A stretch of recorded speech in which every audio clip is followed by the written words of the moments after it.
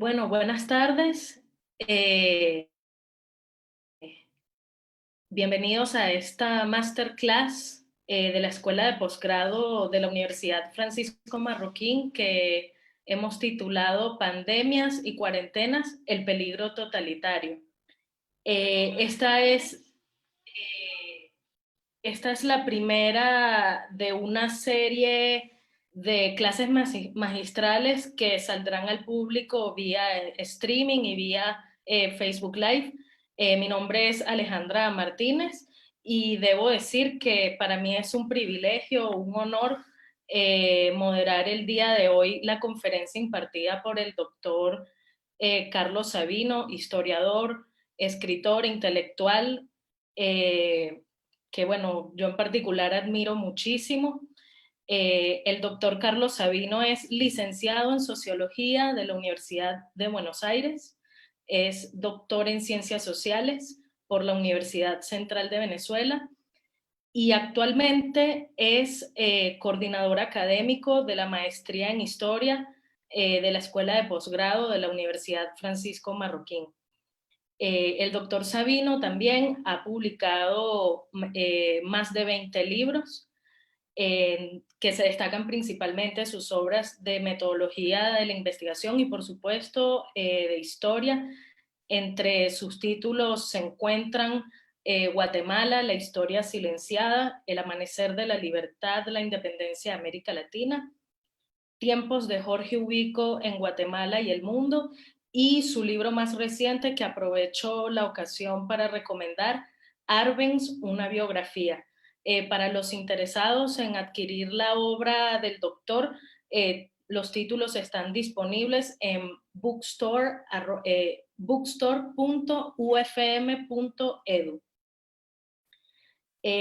Los invitamos desde ya a que escriban sus preguntas e intervenciones en la sección de comentarios, ya que al final tendremos un espacio para interactuar y leer sus preguntas. Y bueno, sin más que agregar, invito al doctor Sabino a que tome la palabra.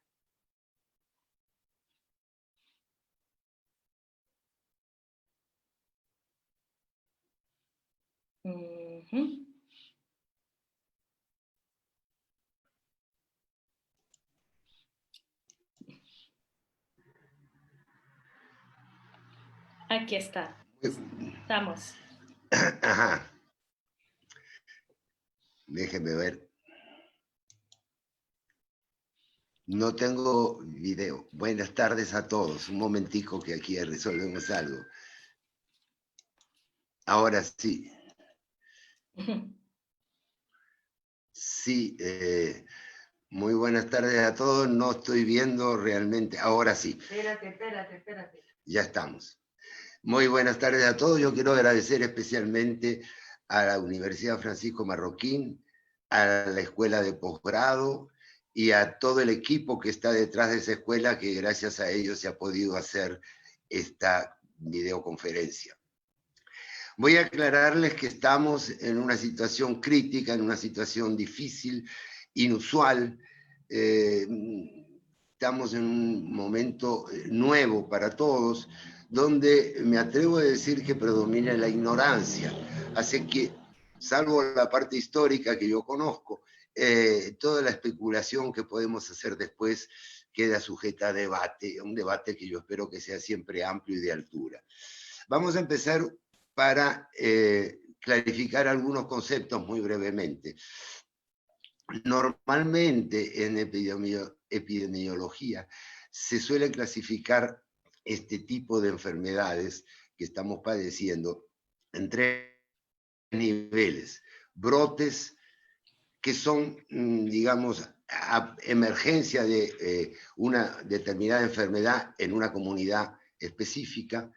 Epidemias, que era el nombre que se usaba hasta hace un tiempo para cuando esta enfermedad se extiende a un gran número de personas, viene de epi, que es por arriba, demos, pueblo, gente.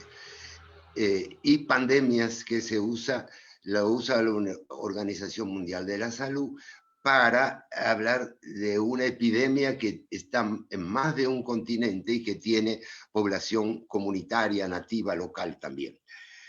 El segundo concepto, o sea que para nosotros, yo voy a utilizar la palabra epidemia y pandemia indistintamente porque históricamente se la ha usado así, la palabra pandemia es cosa relativamente más reciente. El segundo concepto es cuarentena. Cuarentena viene de 40 giorni, 40 días, que era el aislamiento que se aplicaba a enfermos de una enfermedad supuestamente contagiosa. Normalmente lo era. ¿Por qué se hablaba de 40 días? Siendo que en la mayoría de los casos, la mayoría de las enfermedades tienen un tiempo de incubación bastante menor, entre 3, 6, 10, 20 días como máximo. Pero cuarentena se aplicaba 40 días de aislamiento porque había el riesgo, la ignorancia que les estoy diciendo desde el principio, la ignorancia de no saber cuánto tiempo tardaba una enfermedad determinada en incubarse para estar completamente seguros.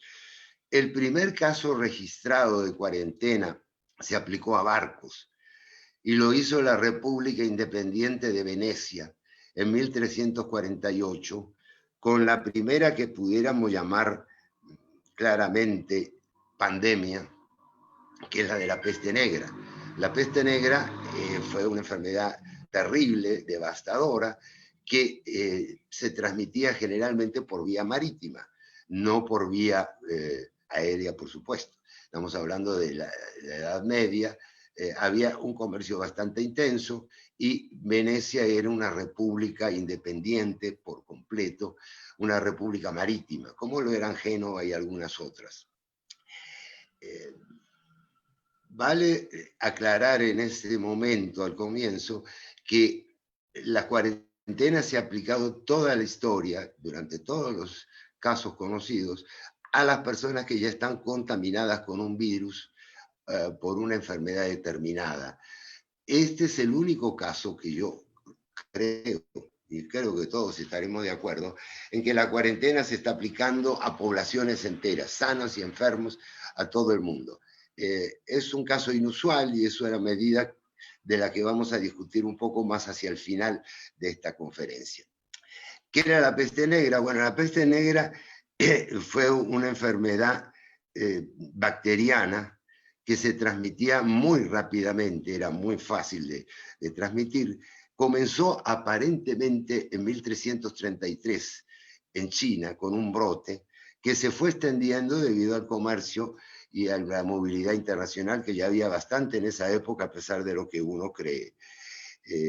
Fue totalmente devastadora, no hay cálculos efectivos porque no se llevaban en esa época censos de población. Se calcula, por así decir, cálculos que hacen algunos historiadores, que pueden haber muerto alrededor de 25 o más millones de personas. Hay ciudades que quedaron completamente devastadas, hay países o regiones o reinos, según lo que podamos especificar en esa época, que perdieron entre 1/3 y la mitad de la población. Se produjeron cosas muy terribles y muy desagradables en esa primera epidemia. Alguna gente era abandonada por sus parientes que morían de hambre, muy posiblemente, aunque se hubieran recuperado, se sellaba las casas de los enfermos, se acusaba a los judíos de haber envenenado pozos, de transmitir la epidemia para dañar a las poblaciones y quedarse con la riqueza, en fin. Se lo digo esto porque ya en 1300 el hecho de buscar culpables es una de las principales reacciones, una de las reacciones, yo diría, más o menos típicas que hay frente a ejemplos, digamos, de este tipo, frente a situaciones de este tipo. La peste negra realmente fue quizá el ejemplo más terrible. Pocos saben que todavía existieron 2 o 3 siglos después brotes importantes en Londres, en la India, etcétera, y no fue erradicada completamente, sino hasta hace relativamente pocas décadas. Les voy a recordar algunas otras de las epidemias grandes que hubo, no haciendo un enfoque centrado en Guatemala, aunque terminaremos hablando un poco más acerca de eso. Una de las epidemias que afectó a muchísima población hasta bien entrado el siglo XX es la malaria o paludismo. La malaria o paludismo se transmite por un parásito que tienen los mosquitos, es también llamada fiebre terciana.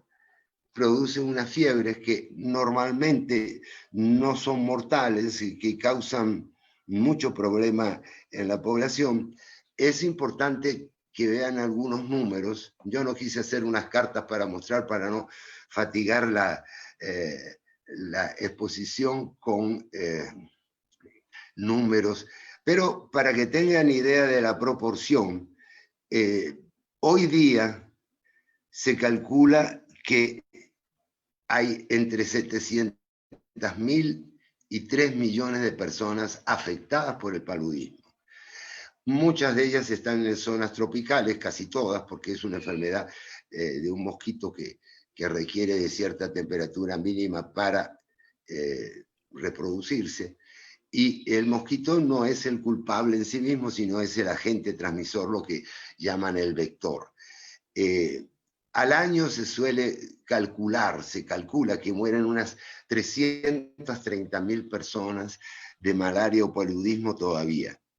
Quien descubrió la forma de transmisión, porque hasta ese momento se pensaba que era el aire contaminado el que provocaba la enfermedad, de ahí el nombre malaria o paludismo. Paludismo alude a paludes, que son pantanos o lagunas de poca profundidad, sitios donde incuban naturalmente los mosquitos.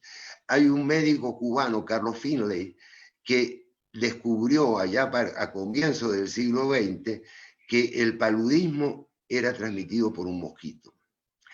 Eso permitió, eso y más tarde el descubrimiento de que la quinina ayudaba a los enfermos, eso permitió controlar la enfermedad. Aquí hay un caso muy interesante que un médico norteamericano que se hizo después muy importante, William Gorgas viajó a Cuba, conoció a Finlay, entendió este problema y fue el encargado de salubridad de las obras del Canal de Panamá. Las obras del Canal de Panamá habían empezado allá por 1870 y no se habían podido concluir porque la gente se moría de paludismo, de otras enfermedades también como la fiebre amarilla, de la cual vamos a hablar en un instante. No se podía terminar el canal, incluso la empresa dirigida por Ferdinand de Lesseps, el francés que había construido el canal de Suez unos 15 años antes, esa empresa quebró porque hasta los directivos llegaban. Hay el caso de un gerente francés muy reputado que fue a Panamá con su mujer y sus 3 hijas, y en pocas semanas habían muerto su mujer y sus 3 hijas, y el trabajo prácticamente de ahí quedó abandonado.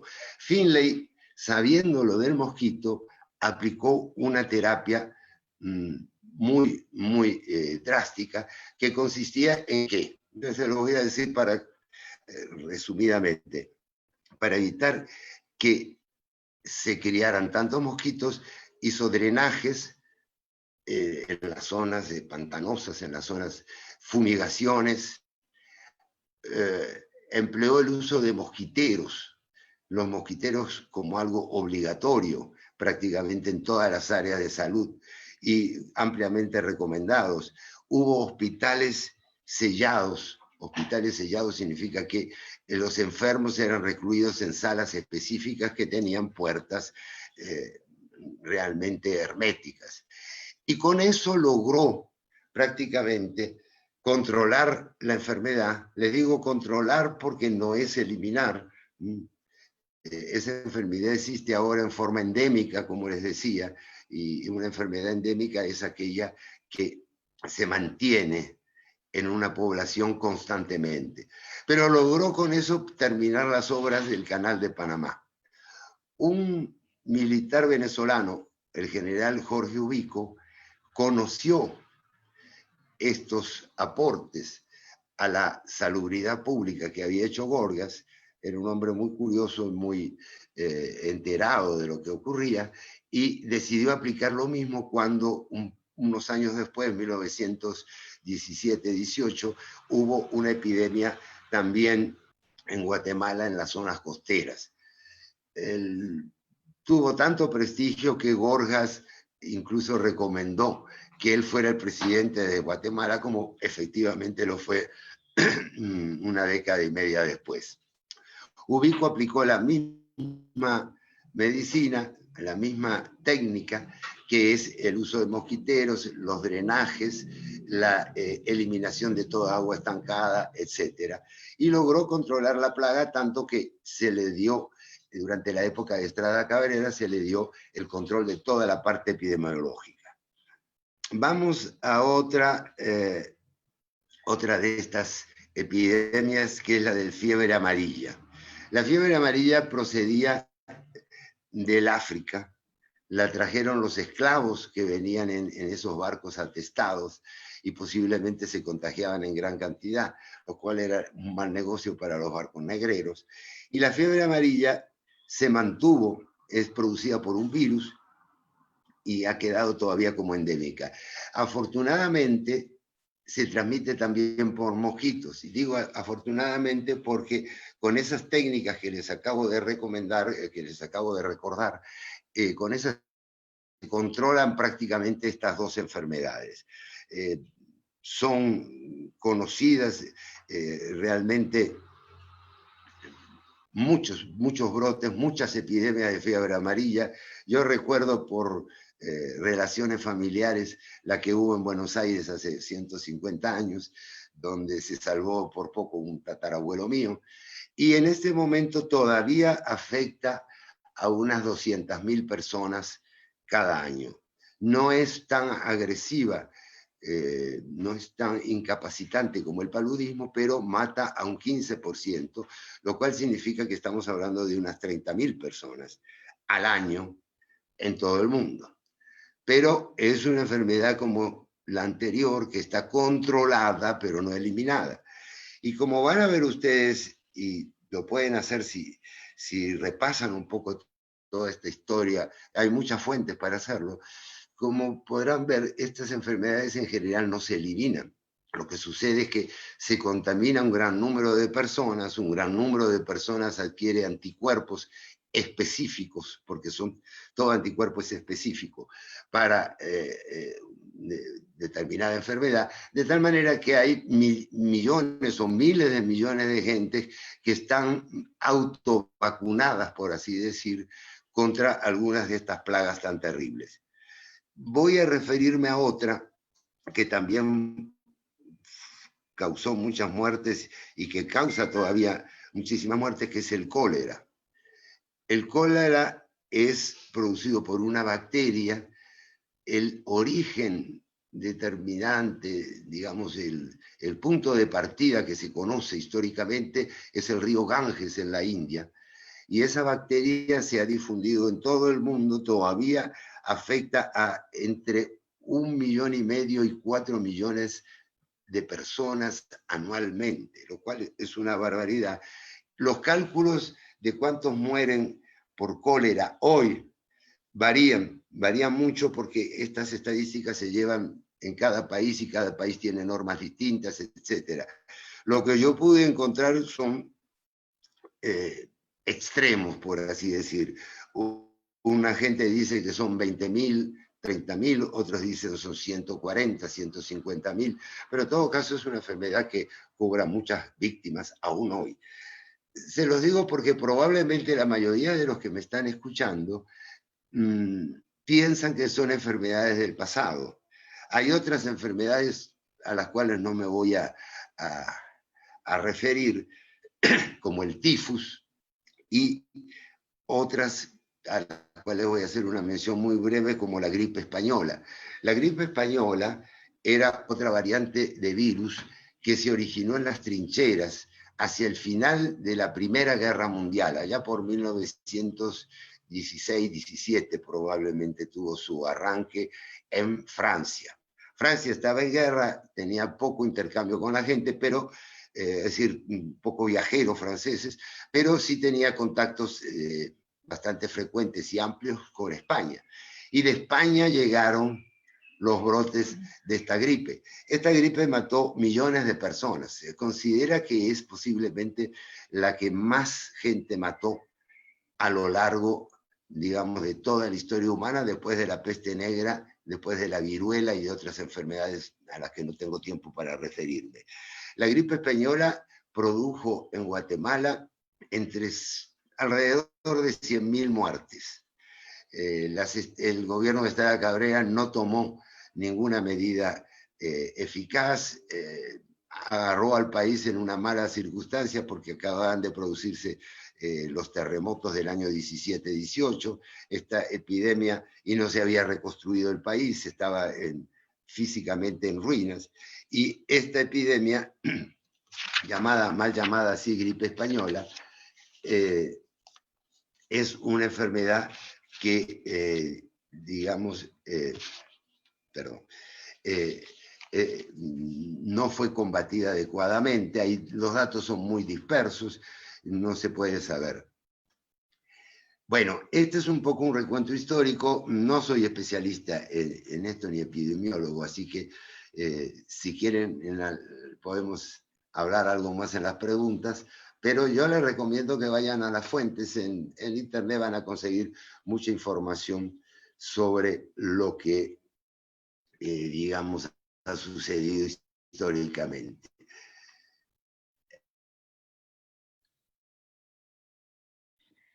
Sí, los animamos a que en la sección de comentarios nos hagan sus preguntas e intervenciones y con gusto las leeremos para que el doctor Sabino las conteste.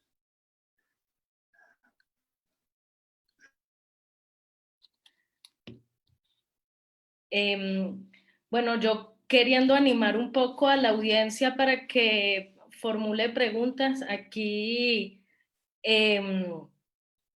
dejo mi pregunta de una vez. No sé si de repente los demás se animan a escribir.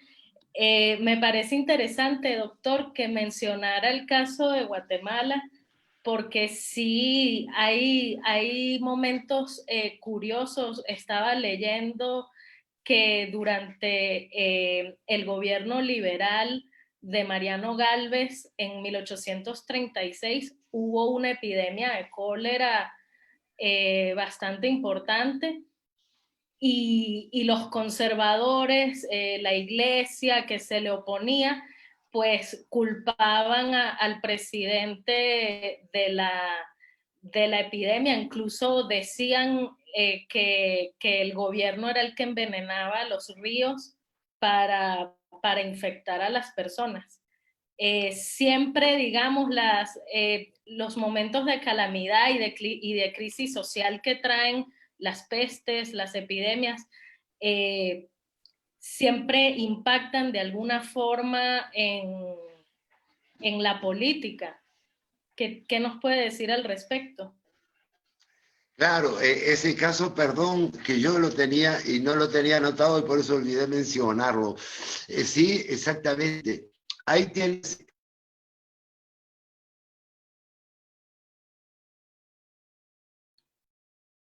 En este caso, Gálvez tuvo que renunciar, tuvo que irse, Morazán después, porque la gente, a veces yo diría sin mala intención, pero cuando pasa algo malo, el ser humano tiene 2 o 3 reacciones interesantes, porque son constantes y porque son muy amplias.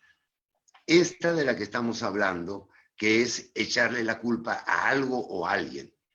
Y lamentablemente en la historia, uno cuando más estudia la historia, más se da cuenta que ningún suceso, ninguna plaga tienen un solo origen. Quizás los terremotos tienen el origen en una falla tectónica determinada, pero los sucesos humanos, los sucesos sociales, son multicausales por su propia naturaleza. Esa es una de las reacciones típicas. La otra reacción típica, que es en cierta forma la contraria, es la solidaridad, es ayudarse. Ahí sale lo mejor y lo peor del ser humano en este.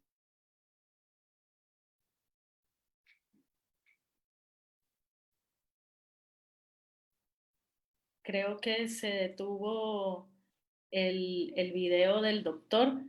De nuevo, gracias por los comentarios.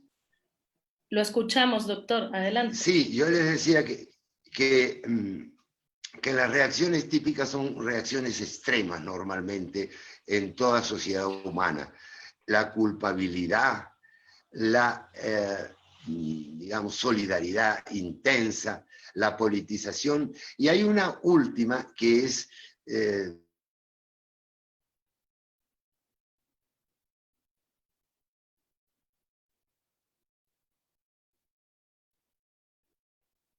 creo que estamos teniendo fallas con la conexión del doctor. déjenme ver. ¿Me oyen ahora? Sí, ahora sí. Adelante. Sí, yo les decía que las reacciones típicas del ser humano son la solidaridad, la culpabilidad, la politización, y hay una última que es la idea de panacea, de en todo el mundo cree encontrar el remedio eficaz. Carlos, espera. Lo de la panacea es lo que ya no sale. Como estoy viendo ahí en el... Y aquí está todo normal. Sí, sí, lo vemos perfecto, ya lo escuchamos. Ajá, y le decía la idea de encontrar una panacea, un remedio, y hay una expresión que la gente dice en varios países, espero que me entienda, que es la del manager de tribuna, una persona que está viendo un espectáculo deportivo y dice que habría que sacar un jugador o poner a otro, que sabe más que el manager, pero que en realidad nadie sabe nada, porque el juego es un juego que se desarrolla entre dos equipos que ambos tratan de ganar. Acá estamos tratando de ganarle un virus, y esa es otra reacción. Yo he escuchado toda clase de comentarios sobre eso. Vamos a platicar un momentico después sobre, digamos, los casos, las ideas generales que hay en este momento. Voy a...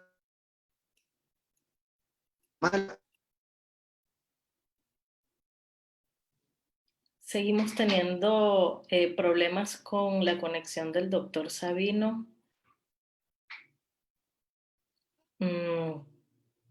Hemos recibido, gracias por los comentarios, los estamos recibiendo. Yo voy a cambiarme de sitio a ver si consigo algún lugar más donde la conexión es mejor. Deme un momentico. Tráeme el cargador. Sí. Estoy moviéndome dentro de la casa.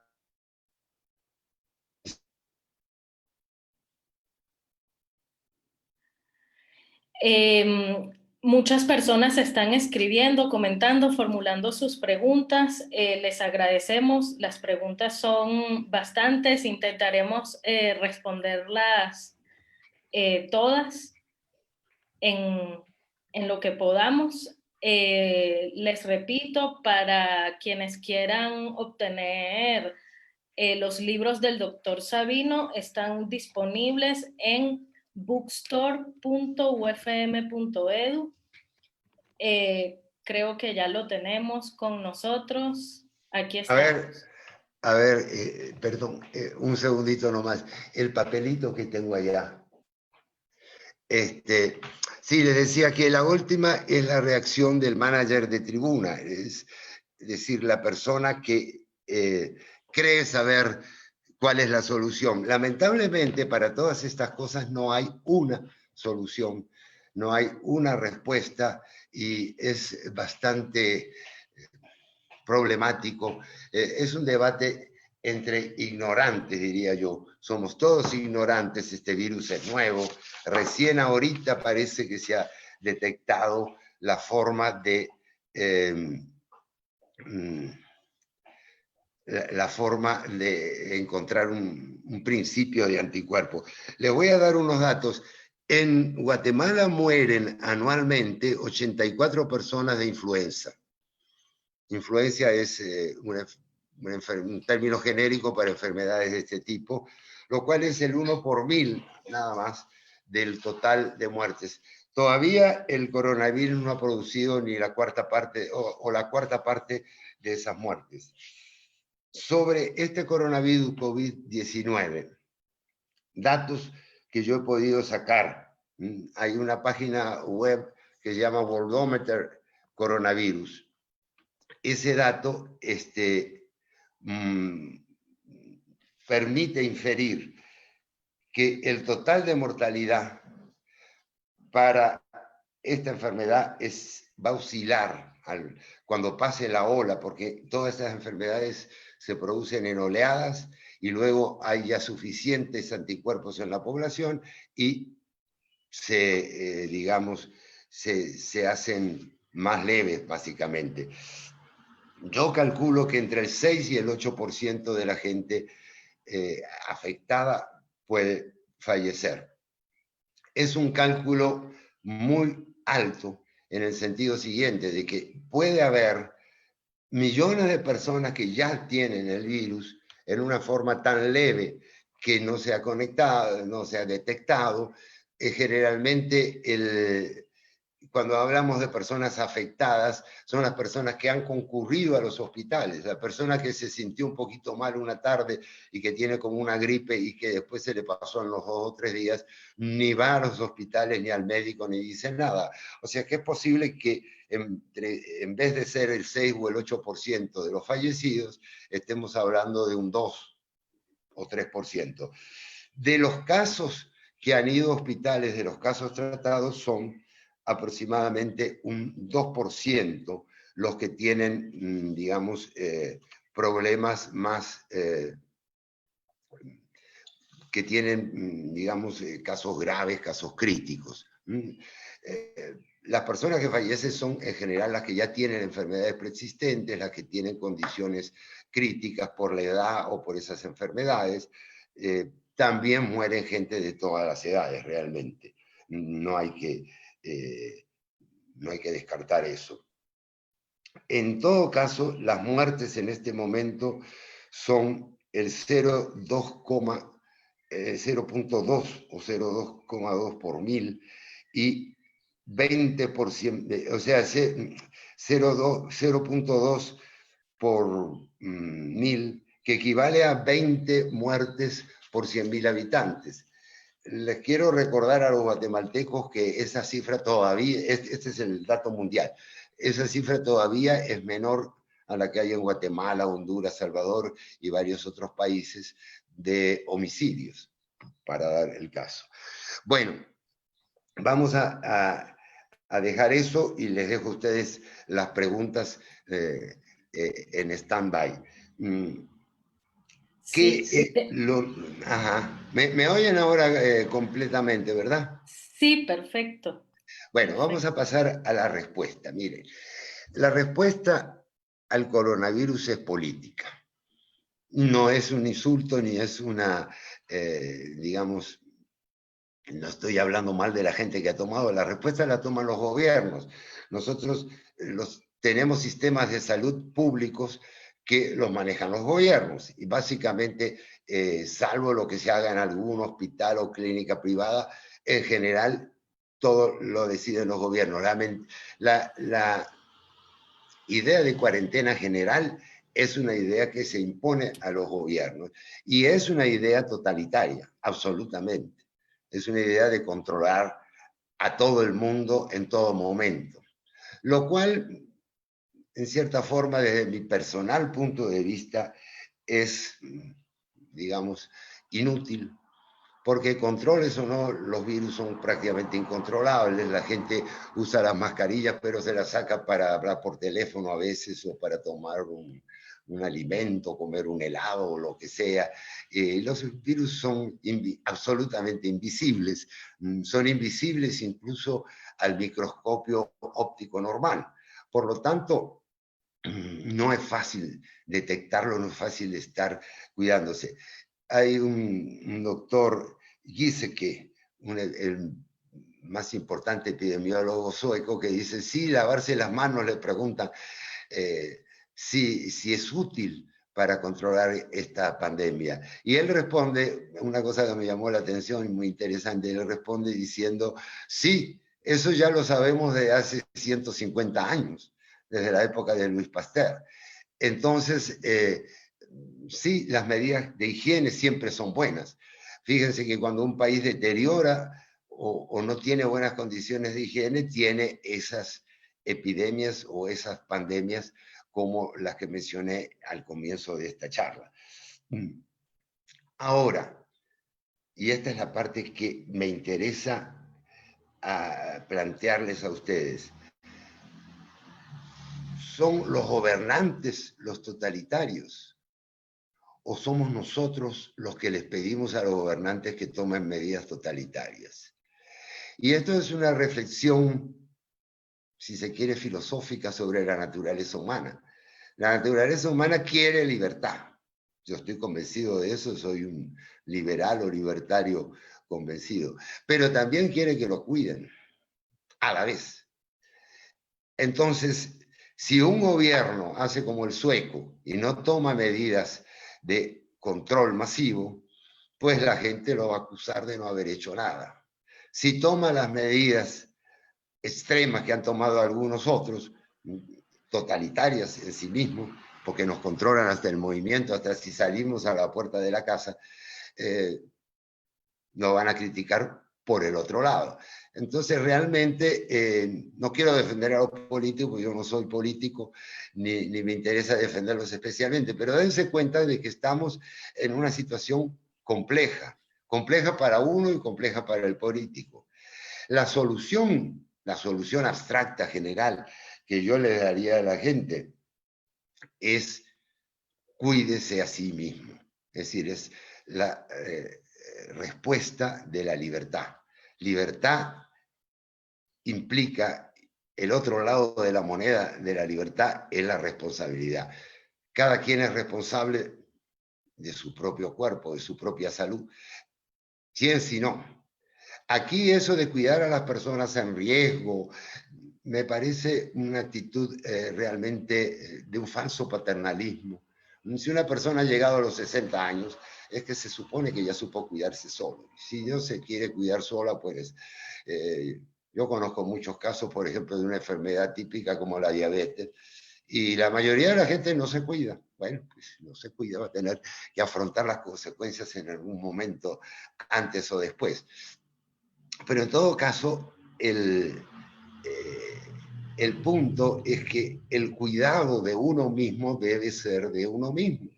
Esa es la primera idea. Cuando se rompe con ese concepto, cuando se abandona esa idea y se empieza a cuidar a los demás, bueno, estamos ante medidas anti-individuo. Estamos negándole al individuo la responsabilidad sobre su propia vida. De ahí en adelante cualquier cosa puede pasar.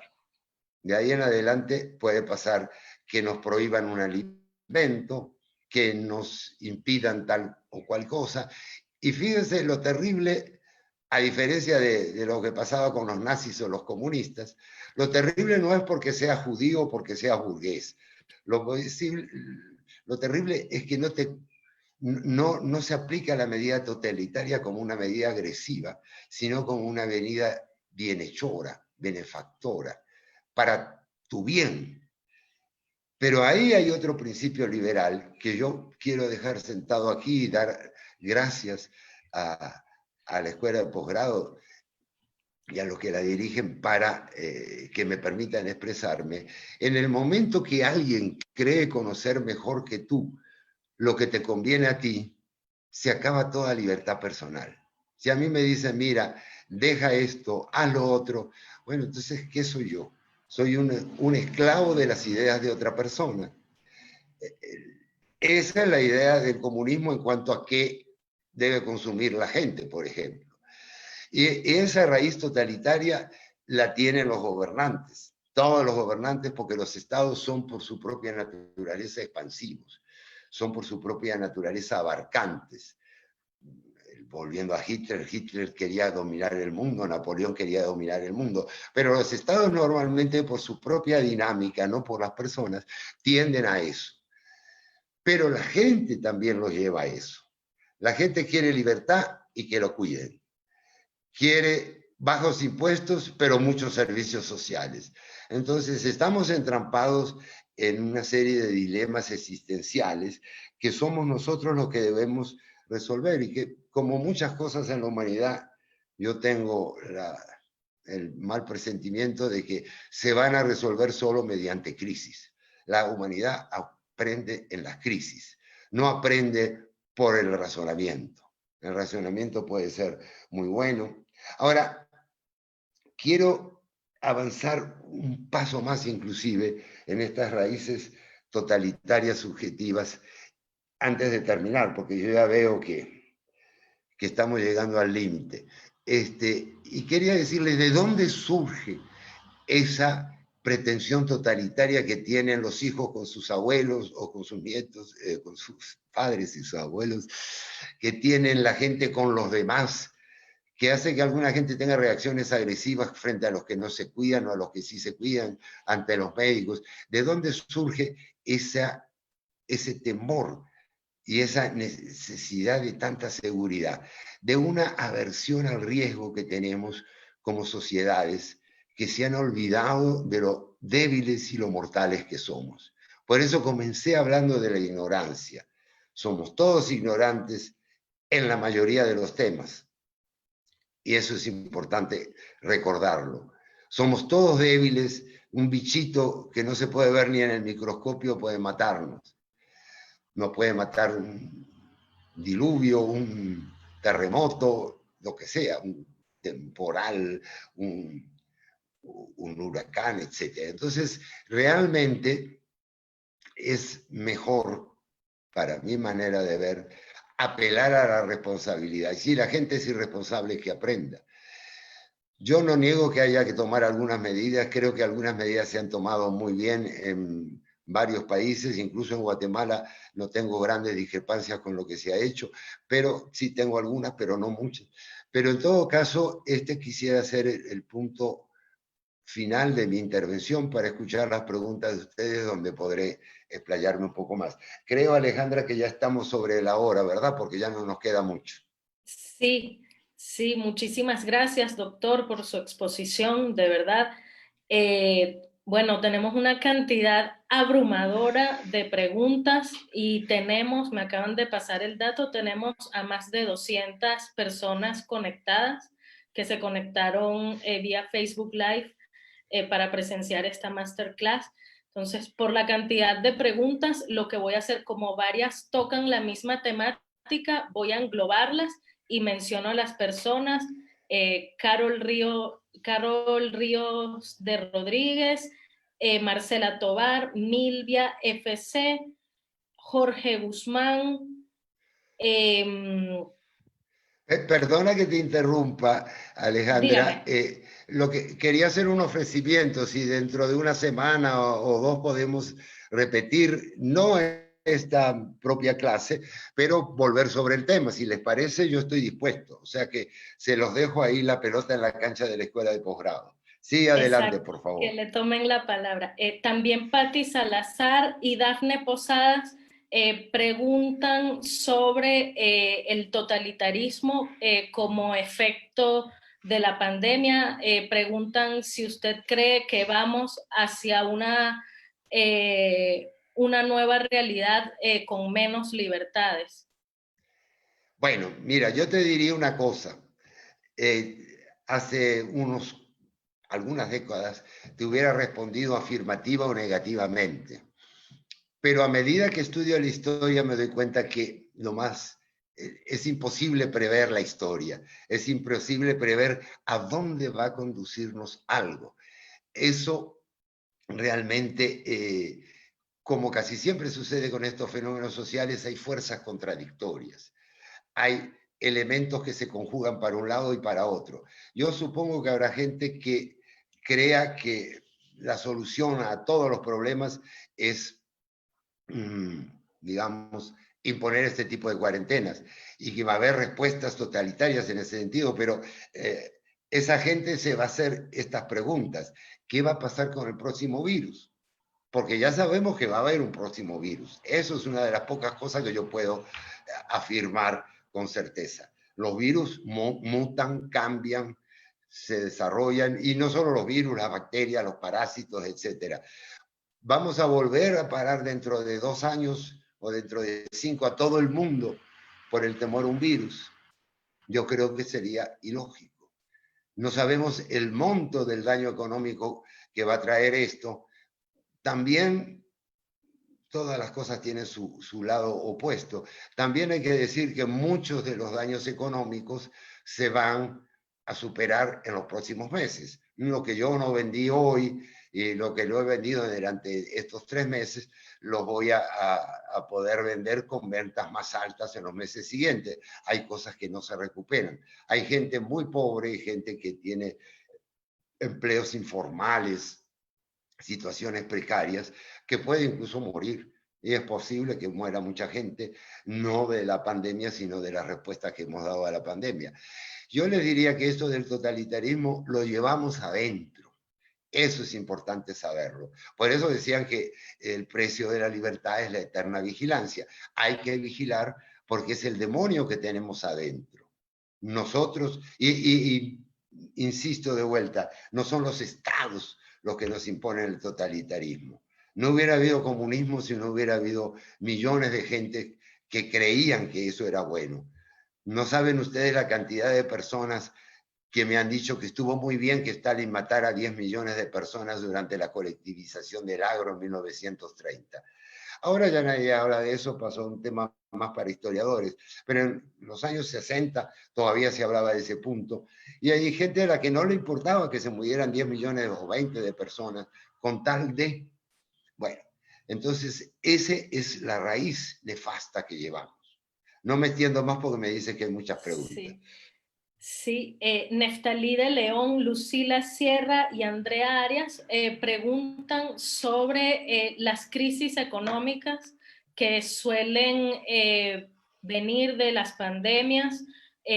¿Cómo usted interpreta que será la recuperación económica después de esta crisis que estamos viviendo con el COVID-19?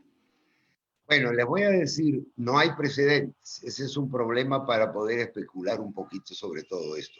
No hay precedentes. Ya les digo, hay actividades económicas. Yo, por ejemplo, me dedico al trabajo editorial. Tengo con otra gente una empresa editorial. Y es posible que el libro que no se vendió en febrero se venda en agosto. Al final, creo que hay una recuperación después de un tiempo. Hay otros productos que no.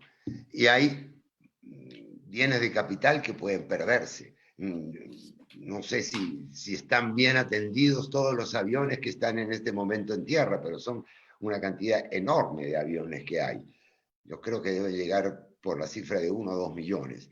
No sé si todas las máquinas de las empresas que se han obligado a parar podrán recuperarse, lo cual hace que esta estrategia, que por primera vez se aplica en la humanidad, sea bastante discutible. Yo creo que mucha gente interesada en todo esto debería ponerse a ir haciendo balances, a tomar datos. Yo estoy haciendo por mi parte una hoja de cálculo, una hoja de cálculo donde anoto los datos básicos día por día y tratando de visualizar el ciclo. Las pandemias tienen un ciclo y pensar que vamos a paralizar el mundo cada 3, 5, 2, 8, 20 años completamente y crear otra crisis cada vez que venga un nuevo virus, me parece que es absurdo. Pero sí, lo de la crisis va a afectar a muchos.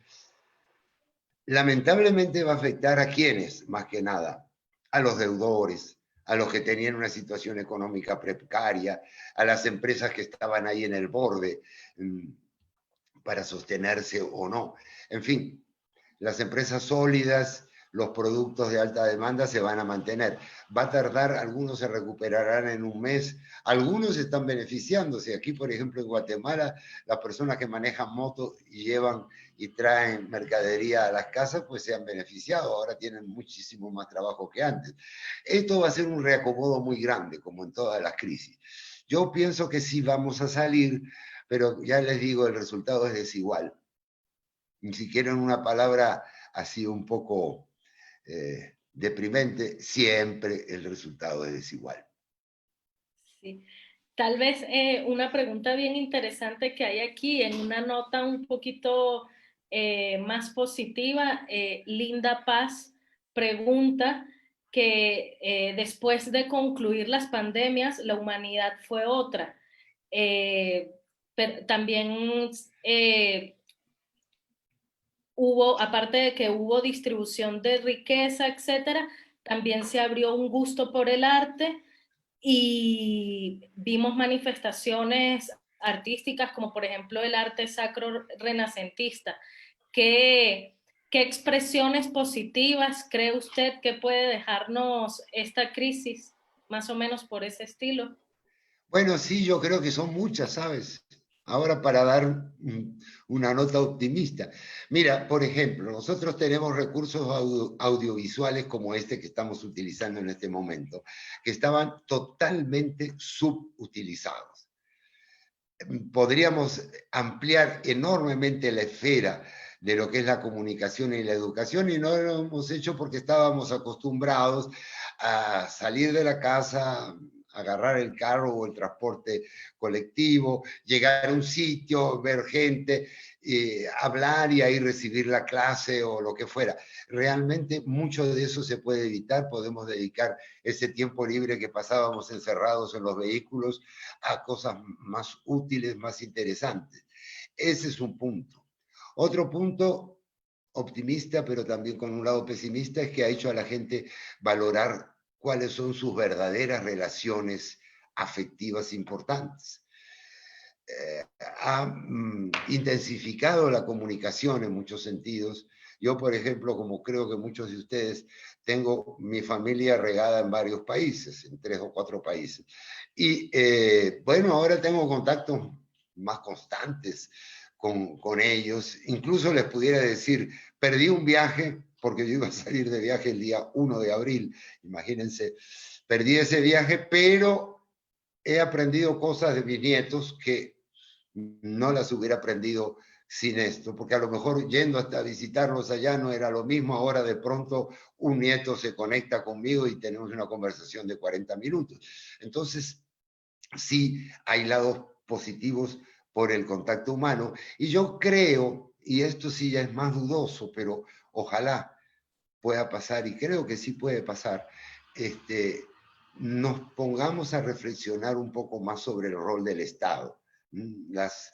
Los países con sistemas de salud pública muy amplios, cerrados, abarcantes y que son excluyentes y que son monopólicos, no han funcionado mejor que los países más desordenados, más privatizados, como los nuestros, por ejemplo. El caso de Inglaterra es interesante. Inglaterra tuvo una política vacilante en todo esto, adoptó una política, después otra, pero la medicina en Inglaterra está completamente socializada y sin embargo no hay mejores resultados que en países donde eso no ocurre. Entonces, ojalá se pueda reflexionar, los médicos sobre todo, que tienen tanta tendencia a buscar la salud de la gente, pero olvidar la contrapartida política, que puedan pensar que, bueno, que realmente la responsabilidad última por la salud de cada uno es de cada uno, y que haya más apertura y más variedad de medios para, digamos, la salud de las personas. Gracias. Bueno, por el tiempo queda una última pregunta. Hay muchas que quedaron por fuera, pero bueno, así pasa. Si de repente nos toman la palabra y para una segunda masterclass podemos hacer las preguntas que faltaron. Franklin Coletti pregunta ¿qué herramientas tenemos los ciudadanos para oponernos al aprovechamiento de las políticas represivas y totalitarias tomadas durante esta pandemia por los gobiernos? No tenemos una herramienta muy directa porque realmente estamos bajo el control, digamos, del Estado, donde la persona puede flexibilizar la norma, por decir así, para no decir groseramente romper la norma, pues debe hacerlo. Yo se lo voy a decir francamente, aunque esto quede públicamente registrado. Yo soy una persona en riesgo por 3 motivos, uno de los cuales ustedes están viéndolo, y como persona en riesgo no debería salir a la calle. Me parece una soberana tontería porque a mí me hace mucho bien salir a la calle y tomar un poco de aire. No les voy a decir conectarme con gente, ni ir a espectáculos que no los hay, ni hacer contactos extremos con personas, pero sí dar una vuelta alrededor de la casa sin ver a nadie, porque prácticamente no hay nadie, pues a mí me hace bien. Esa es una forma de algo así como rebeldía, y la otra forma lamentablemente es política. Hay que decirle a los políticos que no son nuestros papás, ni nuestros cuidadores, ni nuestras enfermeras, son nuestros mandatarios, no nuestros mandantes. Eso es difícil, es una lucha constante, es una lucha continua, pero realmente es la única manera. Para cambiar la política hay que hacer política. Es desagradable, pero es así. Para cambiar la ciencia hay que hacer ciencia. Si ustedes creen que está mal determinado el virus, pues tienen que ir a un laboratorio y decir que el virus no es así, sino de otra manera. No pueden por su propia opinión. Aquí la desobediencia civil, cuando se pueda hacer y no afecte a nadie y no ponga en riesgo a nadie, es una alternativa, pero una alternativa que no tiene futuro. Digamos, la actividad de analizar todo esto y de planteárselo a los gobernantes es muy importante. Es muy importante que aprovechemos esta experiencia única de la humanidad, que yo espero no se repita. La aprovechemos para sacar conclusiones, para que tengamos una mejor respuesta, que quizá no sea la respuesta que teníamos antes, pero que tampoco sea esta respuesta que a mi manera de ver básicamente ha estado guiada por el pánico. Muchas gracias, doctor. Bueno, con esta última pregunta ha finalizado esta masterclass. Quiero agradecerle al doctor Sabino por su excelente exposición y por presentarnos lecciones bastante importantes. También quiero agradecer a la Escuela de Posgrado de la Universidad Francisco Marroquín por organizar y llevar a cabo esta clase. Esperemos, como ya el doctor Sabino propuso, que sea la primera de muchas. Y por último, quiero agradecerle a todos los que tuvieron la oportunidad de acompañarnos y que fueron parte de esta actividad. Los invito a que sigan, por favor, las redes de la Escuela de Posgrado para que estén pendientes de las próximas actividades y también para que revisen la oferta de posgrados y maestrías que imparte la universidad y que estén atentos a los procesos de convocatoria y de inscripción. Muchísimas gracias y buenas noches. Saludos. Buenas noches a todos.